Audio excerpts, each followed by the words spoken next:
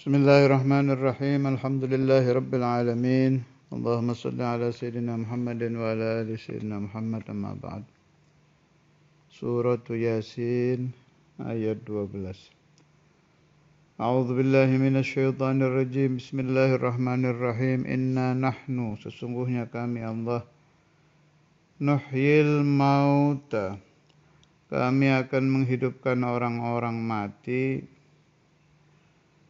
Masalah Ihya'ul Mauta di sini ada 3 makna. Satu, ketika menjawab pertanyaan mungkar wa nakir di dalam kubur. Kita setelah meninggal, mati ini ya, detik kedua itu sudah hidup lagi, masuk alam barzakh. Salah satu yang kita alami di alam barzakh itu menjawab su'alu mungkarin wa nakir. Yang kedua, ihyaul mauta ay fil qiyamah, dihidupkan lagi nanti di hari kiamat. Ada juga yang memberi makna tafsirnya ihyaul qulub, menghidupkan hati yang mati.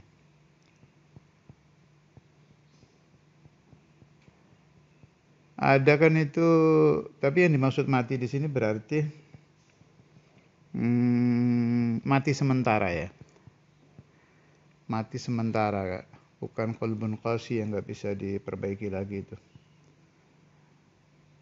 Hati-hati yang ketika mendengar ajaran Rasulullah SAW, baik di masa hidupnya Nabi atau setelah zaman beliau berpulang ke rahmatullah, hati bisa hidup. Dan itu salah satu mu'jizatun mustamirratun min Rasulillah sallallahu alaihi wasallam ila yaumil qiyamah. Ayat-ayat Al-Qur'an itu.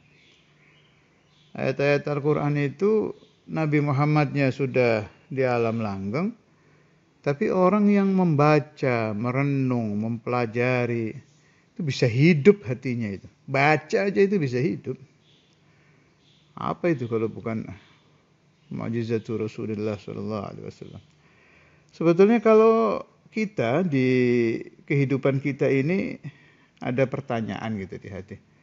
Saya kok ingin ya merasakan satu saja mukjizat Nabi Muhammad. Gampang. Ini baik untuk awam atau untuk orang alim, siapapun.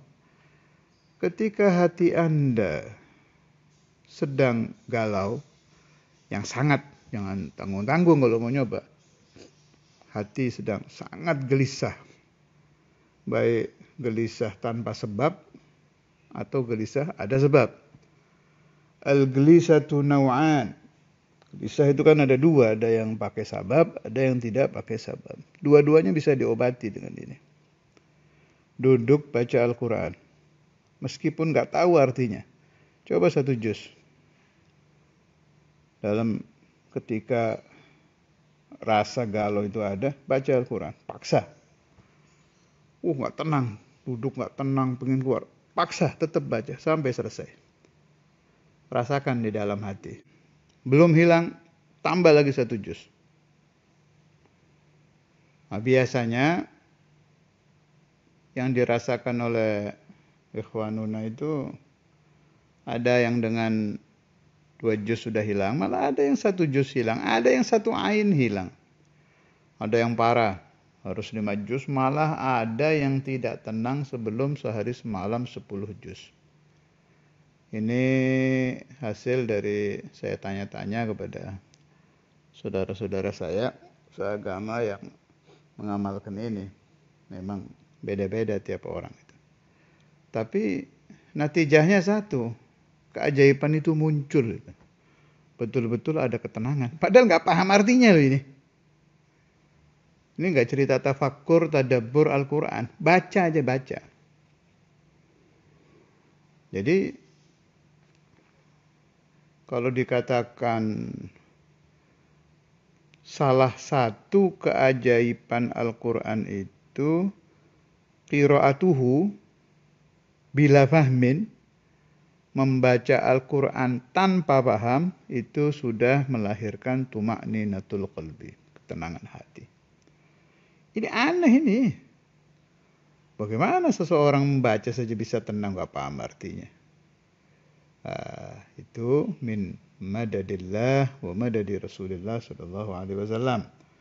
Sebab Al-Quran itu kalamullah yang disampaikan kepada kita oleh Nabi Muhammad melalui malaikat Jibril. Jadi salah satu penghidupan hati itu adalah dengan qiraatul Quran.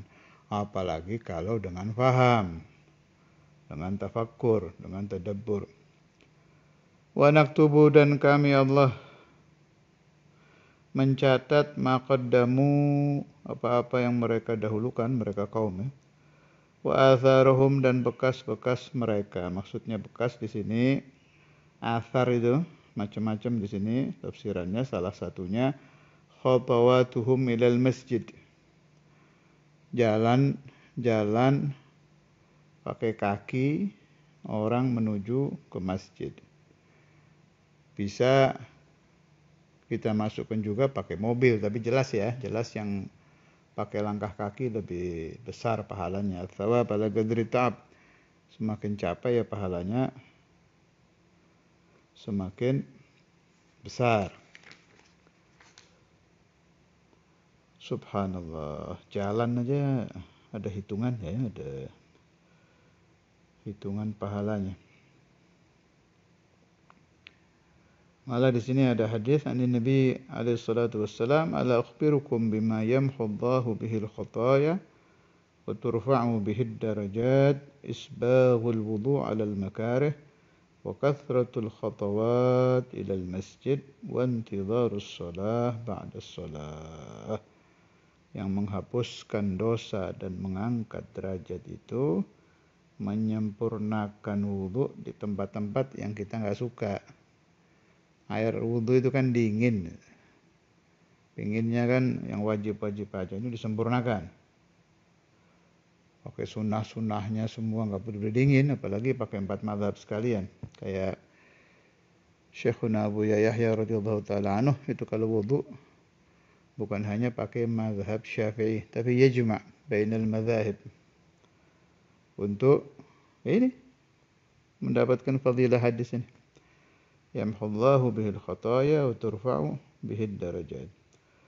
Dan banyaknya melangkah ke masjid serta habis sholat nggak langsung pulang, menunggu waktu sholat yang akan datang. Wa naktubu ma qaddamu wa atharuhum wa kulla syai'in ahsaynahu fi imamin mubin. Dan segala sesuatu ahsayna, kami Allah menghitungnya, ahsaynahu, kami Allah menghitungnya, fi imamin mubin, di kitab yang jelas. Imam di sini bukan imam orang ya, fi imamin mubin, di kitab yang jelas, yakni Lauhul Mahfuz. Jadi Lauhul Mahfuz itu dicatatnya amal-amal, perbuatan, aqwal, af'al seluruh manusia. Catatan takdir lah Lauhul Mahfuz itu. Tapi saya pernah nemukan di kitab qad yuktabu fi Lauhul Mahfuz mu'allaqan. Contohnya di Lauhul Mahfuz kadang ada catatan. In ahsana fulanun fa umruhu kadza. Wa in asa'a fulanun fa umruhu kadza. Kalau orang ini melakukan ini umurnya sekian.